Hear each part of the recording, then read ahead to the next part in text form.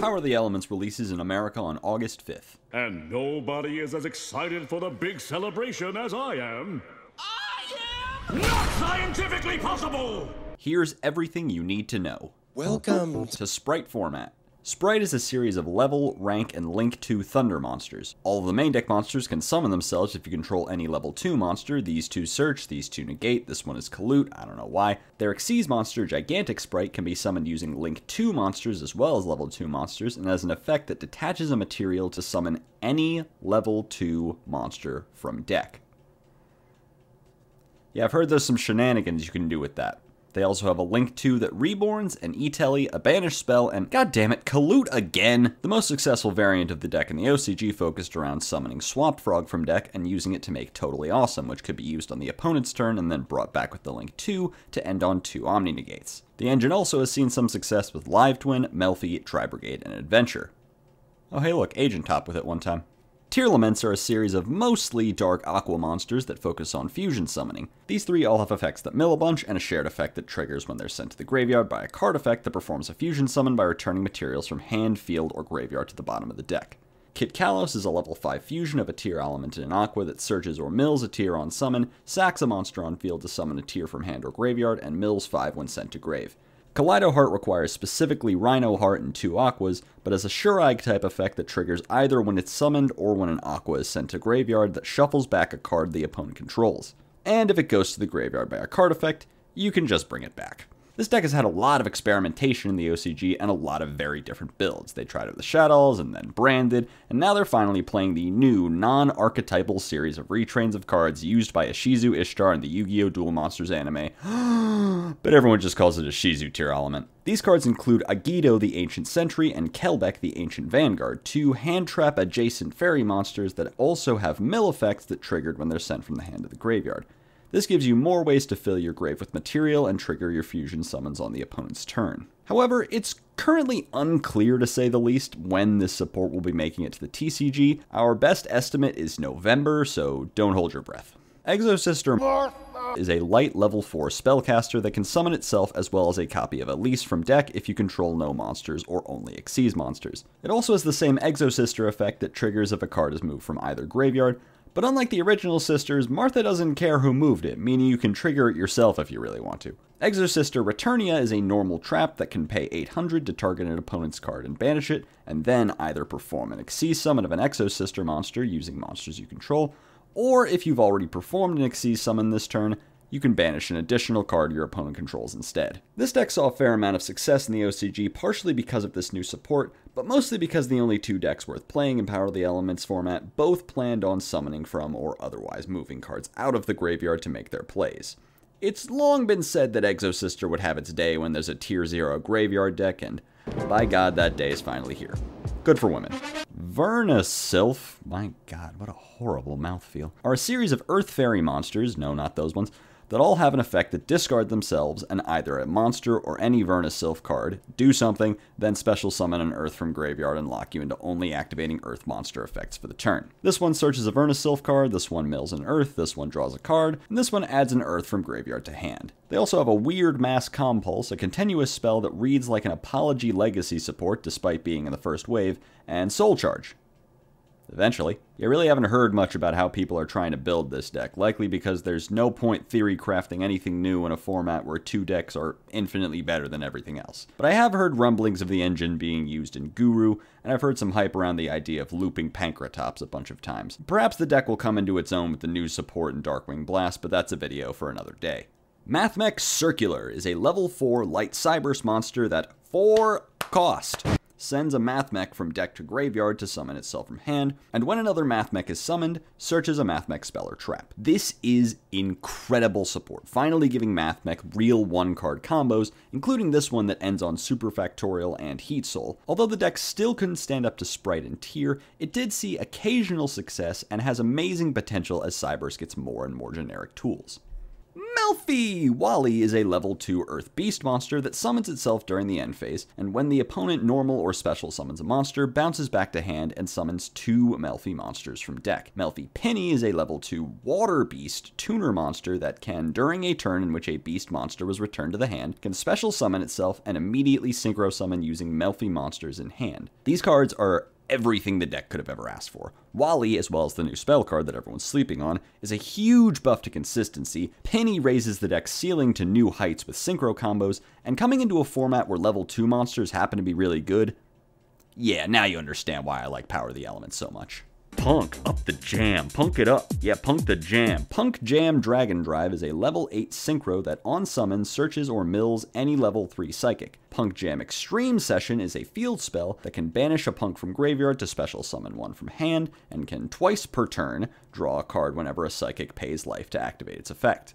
I don't actually know what these cards do. I mean, they seem pretty good, but you can imagine how hard it is to find coverage of any deck in the OCG right now that isn't Spright or Tier, so I'm a little limited in how in-depth I can go with what these cards can accomplish for Punk decks. I did manage to find this list that topped a 3v3, and from what I can tell, it's aiming to go through pure Punk lines to end on Amazing Dragon bouncing 3, a set Gabu, and 3 draws, which is pretty cool all things considered.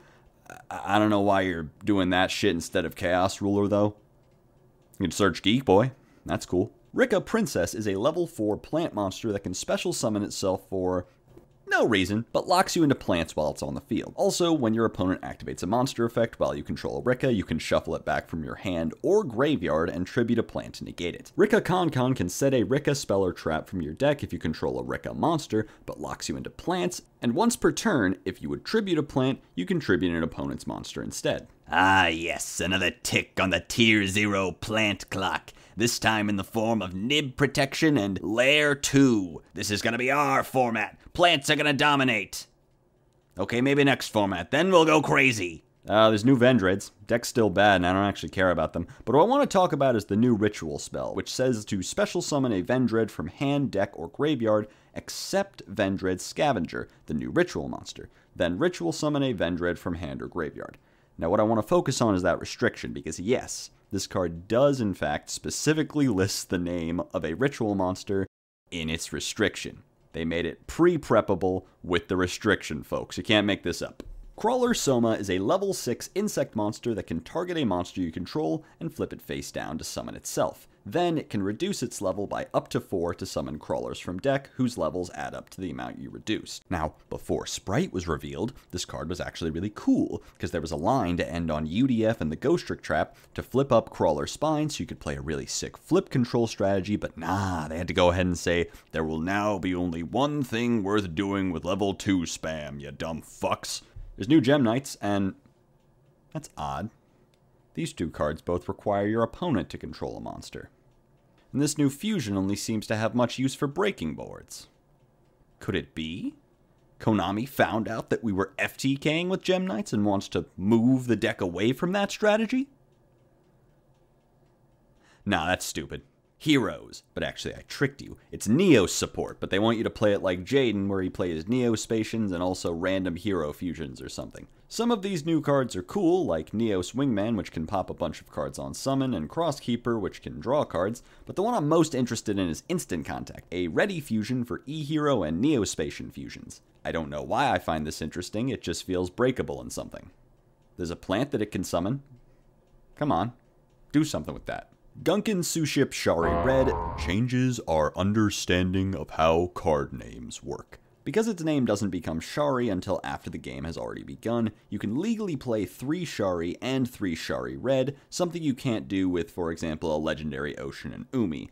This means that Konami can legally print card text that affects things outside of individual games, meaning we are this close to achieving the singularity in which Konami prints a card that can only be activated if you brushed your teeth this morning. NIGHTMELT the Dark Bonder changes our understanding of question mark attack and defense. Maybe. There's a great video by Distant Coder that I'll link in the description that goes over the differences in the way this card has been ruled compared to similar rulings involving Small World that may change how that card interacts with question mark attack and defense. AUSSA the Earth Channeler is a level 5 Earth Spellcaster monster that can discard itself and another Earth monster to add an Earth monster with less than 1850 attack and one of the same types as one of the monsters discarded. She also, however, locks you into only activating Earth monster effects for the turn, so although there's surely some interesting places this card could be used, I don't think we'll be seeing any FTKs out of her. Notably, the restriction on this card is identical to the restriction on every Vernusylph monster, so maybe it's intended to be played in that strategy. GRANDTUSK Dragon is a level 8 Earth Dragon that can destroy up to 2 cards on the field when it's summoned, making it the 10th best summon off of Hieratic Seal. Carterin the Hidden Gem of the Seafront is a level 2 Water Rock monster that can discard itself to give you an extra normal summon of an Earth or Water monster, and can summon itself if you control both an Earth and a Water monster. This card does a lot for AdAmancipator, giving them room to extend out of bricky hands and giving them more consistent access to Guardian to keep their plays protected. Also, and I hope you figured this out by now, being a level 2 is very relevant right now. I'll leave a link down in the description to Lithium's Spright AdAmancipator video where he shows off some of what the deck can do with this new support.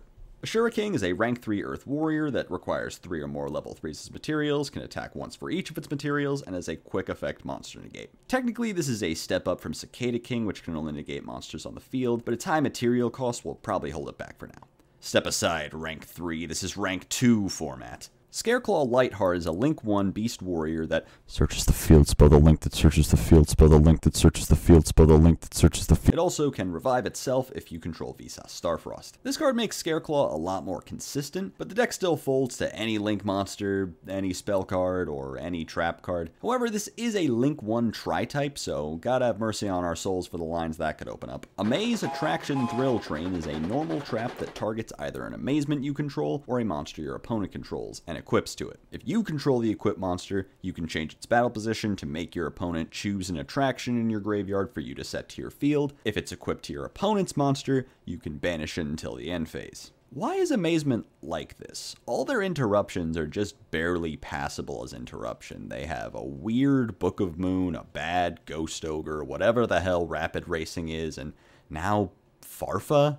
It feels like they could have made something out of this deck if they made an attraction that was actually good instead of continuing to make ones that were just fine. But you didn't come here for my soapbox. DRACO-UTOPIAN Aura is a counter trap that can negate the activated effect of a monster on the field, destroy it, then by banishing a monster from your hand, you can summon that destroyed monster to your field with its effects negated. In addition to being a fun way to steal a beat stick, this card also fulfills a similar function to Solemn Strike, ensuring your board-breaking traps like Torrential and Gozen are able to resolve. Torrential Strike is back on the menu, boys! Ultimate Slayer is a normal spell that can send a monster from your extra deck to the graveyard, then target a monster of the same card type on the field and shuffle it into the deck, and your opponent cannot respond with monster effects. Get ready to see a lot more lists running Natis and Trouble Sunny, because this card is going to be one of the most prominent new board-breaking tools coming into the new format. ALBAZ lore update. There's a new Ice Jade. It's bad. There's a new ALBAZ. It's bad. There's a new Branded Trap. It's... You didn't have to cut me off. We were nothing. I don't even need your love, but you treat me like a stranger, and I feel so up. I mean, it's Spright format. How bad could that actually be?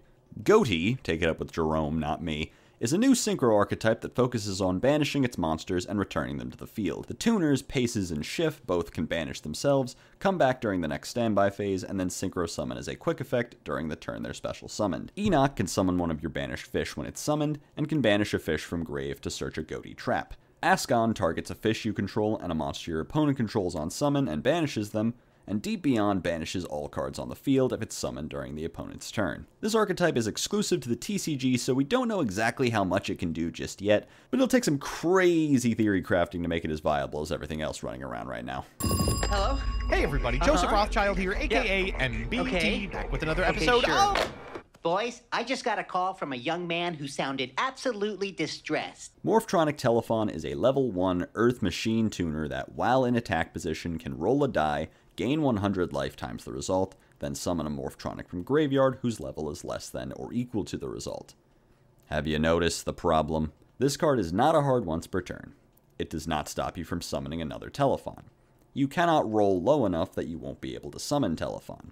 If you have 2 in rotation, you can do anything in the game. You can resolve Relinquished Fusion. You can do full Drygtron combo. You can Extra Link. You can FTK. I know this because I've done all these things. And the question I was left to ponder was, why didn't I just do them in Spright?